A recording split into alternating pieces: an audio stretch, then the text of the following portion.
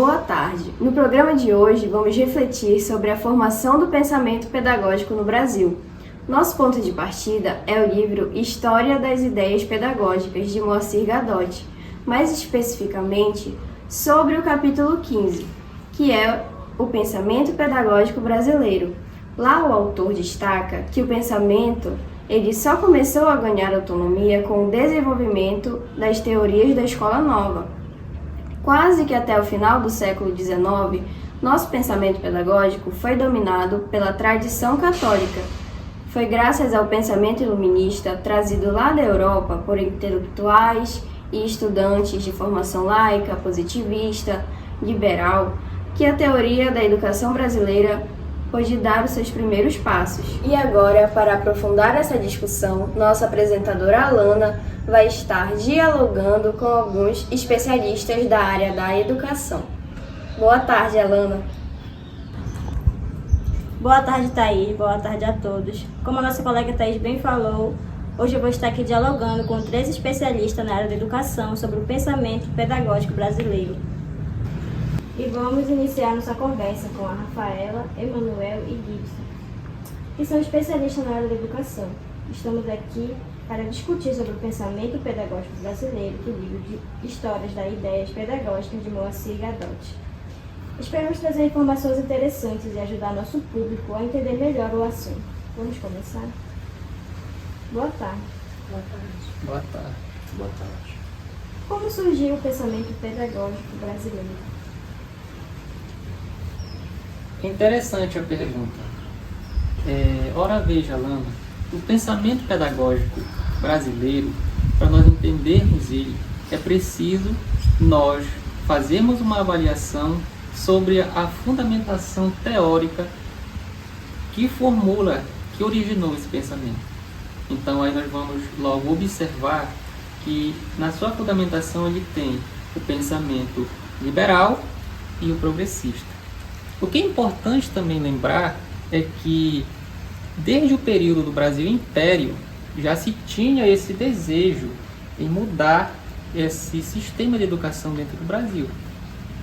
É possível observar quando Rui Barbosa, em 1882 e 1883, apresenta no parlamento dois pareceres, um relacionado ao ensino fundamental e o outro ao ensino superior, que onde ele tinha o desejo da laicização do ensino e também de fazer com que a educação brasileira se tornasse parecida com a educação europeia, especificamente da Inglaterra, da Alemanha e dos Estados Unidos.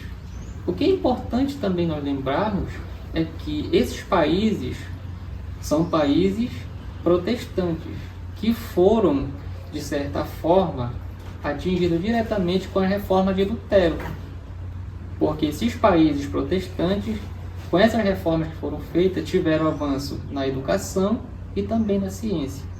E para destacar essa fundamentação teórica e esse pensamento pedagógico brasileiro, é importante nós destacarmos 3 importantes teóricos, que são Fernando de Azevedo, Anísio Teixeira, Lourenço Filho.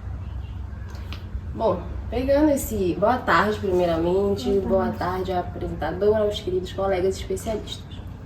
Pegando esse embalo do que o Emanuel já falou aqui, né, a gente pode também dizer que esse pensamento ele veio para trazer uma reflexão para a gente, como especialistas, como pedagogos e como futuros educadores também que vão se formar aí pelo mundo.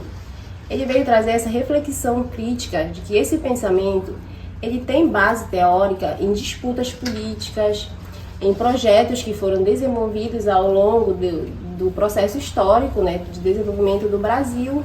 E como o colega bem destacou aqui, a gente pode dizer que esses 3 especialistas que ele destacou, eles são do projeto Pensamento Pedagógico Liberal, que era aquele que via a escola como um centro de tudo, onde o professor chegava e apenas depositava o conhecimento e o aluno era receptor. Mas também é importante a gente ver o outro lado do pensamento, que é o pensamento progressista. E entre esses a gente pode citar o intelecto Paulo Freire, que ele lutava e também elaborou várias teorias em cima do projeto pedagógico que era baseado no diálogo, que era aquele onde o professor ensinava, mas também aprende, que é justamente isso que o pensamento pedagógico brasileiro vem destacar para a gente. Que esses projetos, a gente pode destacar vários, entre eles o Manifesto dos Pioneiros, que foi um documento fundamental ali nas teorias pedagógicas. A gente pode destacar o Projeto Pedagógico Liberal, mais uma vez, que é de Maria Lacerda, que veio combater justamente o analfabetismo no Brasil. Boa tarde. Pegando um gancho do que a nossa especialista acabou de falar aqui, a Cris, a gente começa a observar o entendimento de Paulo Freire, né? Que o professor ele não consegue caminhar sozinho dentro de uma sala de aula. Tem que haver essa conexão, essa união entre o professor e o aluno, para que haja esse desenvolvimento, né, desses alunos. Entretanto, quando a gente para observar, no ano de 1920, aconteceu grandes reformas na educação, e uma delas foi a reforma de Sampaio Dória, onde ele traz a inclusão da educação física,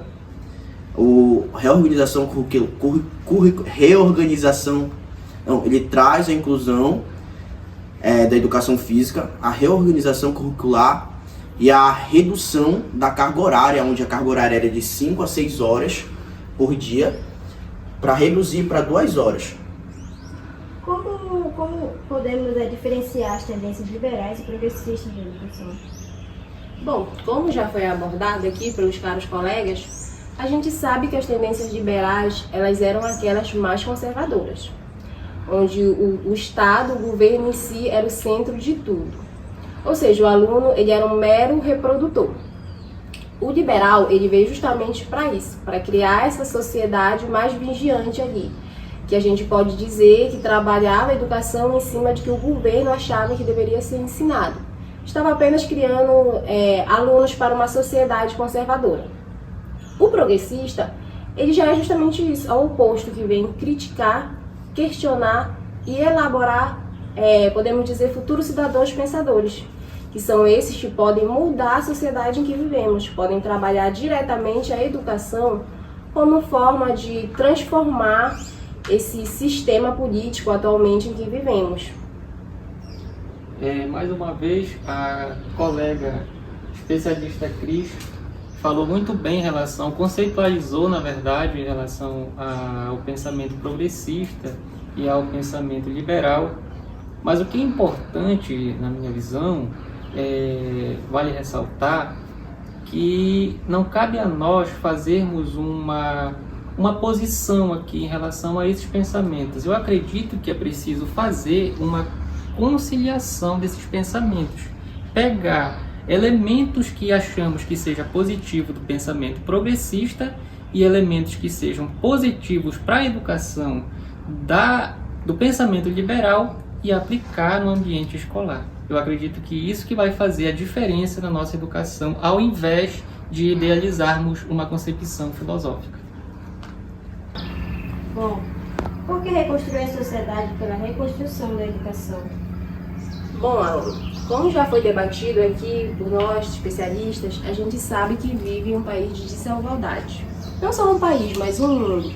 E a educação, ela se torna um meio de transformação mais eficiente, porque é através dela que vamos moldar essa sociedade, criar seres humanos críticos, reflexivos e que são capazes de viver em um ambiente social com capacidade de elaborar os seus próprios pensamentos.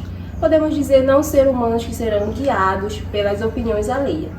E isso a gente pode citar dois intelectos importantes, como a gente já debateu aqui sobre algum deles, que é Paulo Freire, que diz que ensinar não é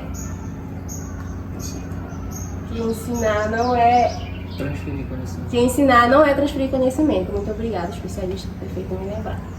E também Savian, que foi um especialista, um dos segundos especialistas da educação mais conceituados.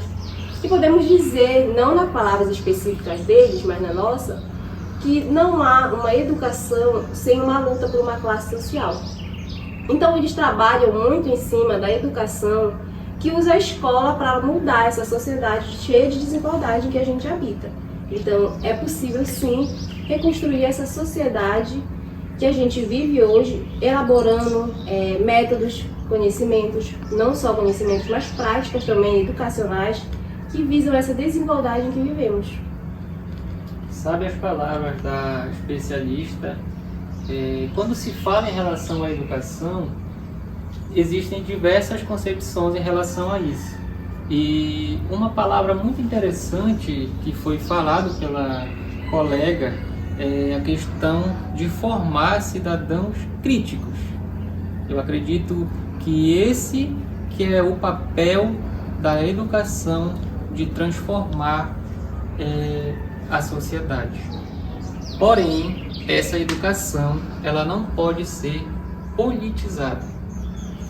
Então, quando nós politizamos a educação, nós deixamos de formar pessoas críticas e passamos a formar cidadãos para pensar do jeito e da forma das nossas concepções. Então, a educação ela é importante para formar cidadãos críticos e que possam atuar na sociedade, na transformação do meio em que vivem e no reconhecimento da realidade em que eles estão inseridos.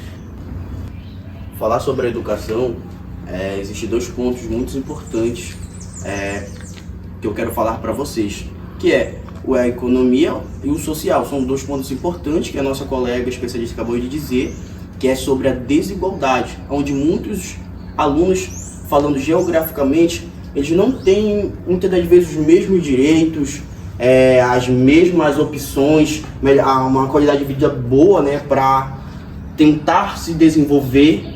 Então, para a gente tentar reconstruir essa educação, primeiramente a gente tem que pensar no social e falando economicamente do aluno. Para quando ele chegar dentro da sala de aula, para ele ter esse progresso, para ele ter esse senso crítico, né, dentro da sociedade onde ele está inserido. Então, falar de educação é um avanço, né? Mas para avançar a educação, tem primeiro que aconteça essa melhoria no social, aconteça essa melhoria economicamente dos nossos alunos. Então, é preciso acontecer essas políticas públicas, né? Então, é muito importante estar debatendo sobre educação com vocês 2 especialistas aqui, com a nossa entrevistadora, Alana. É importante destacar, através das falas dos especialistas aqui presentes, a percepção de uma cronologia do pensamento pedagógico brasileiro no contexto histórico, desde a educação dos jesuítas, no período do século XVI ao século XIX, passando por um período colonial e o império, até passar pelo processo de transformação, do surgimento desse pensamento pedagógico. Exatamente, Alana. E é importante entender esse processo, né, que a educação brasileira, de certa forma, passou, para que nós possamos entender a educação brasileira na atualidade. Então é muito importante conhecer esse processo, essa cronologia que a educação brasileira teve no passado até a nossa atualidade. E a partir de então, nós vamos passar a compreender por que a educação brasileira, em muitos aspectos, ela é conservadora e em outros até mesmo progressista. Bom, pessoal, estamos chegando no final do nosso diálogo de hoje. Quero agradecer aos especialistas Emanuel, Gibson, Rafaela, e abro esse momento de espaço para vocês deixarem uma fala, uma mensagem para o público que vai nos assistir. Quero agradecer a todos que estão nos assistindo, né, nesse telejornal. Foi um motivo de muita satisfação estar dividindo esse momento aqui com vocês 3, a nossa entrevistadora e vocês 2 especialistas. Foi um momento de muita valia, debatendo sobre a educação, o progresso da nossa educação. Então aqui fica o meu muito obrigado. Bom, Aproveitando o final aqui desse debate, quero agradecer também pelo convite, por participar dessa conversa que acredito foi muito produtiva, tanto para nós especialistas como para quem está nos assistindo nessa tarde, e dizer que a gente deixa esse convite para vocês. Bora conhecer um pouquinho mais o pensamento pedagógico brasileiro, porque além desses filósofos, teólogos que a gente colocou aqui, existem outros que a gente consegue entender que realmente a educação ela pode ser um método e deve ser um método de transformação. Eu só queria agradecer pelo convite, Alana, queria agradecer também a presença dos colegas especialistas que se fizeram presente aqui e dizer que foi muito importante para mim, que conhecia a educação brasileira, que conheço, mas com os argumentos de vocês, eu confesso que vou sair daqui mais alimentado dessas informações. E eu espero, sinceramente, que nós possamos estar aqui mais vezes para debater essa questão da educação, do pensamento pedagógico brasileiro. E convido todos vocês que assistam e que também pesquisem, porque ainda tem muitas informações que não foram dadas aqui e que serão encontradas se vocês tiverem a curiosidade também de pesquisar. Bom, finalizamos nosso debate e espero que nossos telespectadores tenham compreendido sobre o assunto abordado, tão importante para as pessoas, né? Para a nossa comunidade escolar principalmente. Então, é isso, gente.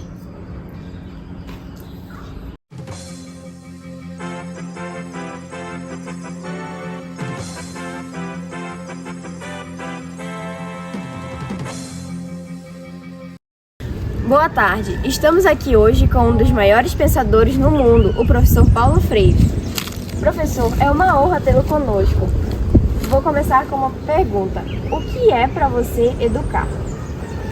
Boa tarde, Thaís. Boa tarde a todos que nos acompanham. Para mim, educar não é aquela educação onde o professor, aquela educação bancária, onde o professor vai simplesmente transferir o conhecimento para o aluno. Para mim, educação vai muito mais além do que isso. Educação, para mim, educar o aluno tem que dar autonomia e mostrar para esse educando que ele tem participação nesse processo educativo. De que forma? Ele sendo um agente ativo e não passivo do conhecimento. Muito bem, professor. Agora, o que o senhor acha da educação tradicional no contexto atual? Veja bem, Thaís, a educação tradicional no contexto atual, na minha concepção, eu acredito que seja um equívoco, porque a educação ela tem que possibilitar a autonomia do aluno. Para mim, a educação ela tem que ser revolucionária, tem que ser dessa forma, dando autonomia para o aluno e mostrando para ele que ele é agente ativo dentro do processo educacional. Certo, professor. Muito obrigada pela sua participação. É uma honra tê-lo conosco. Agora voltamos aí no estúdio.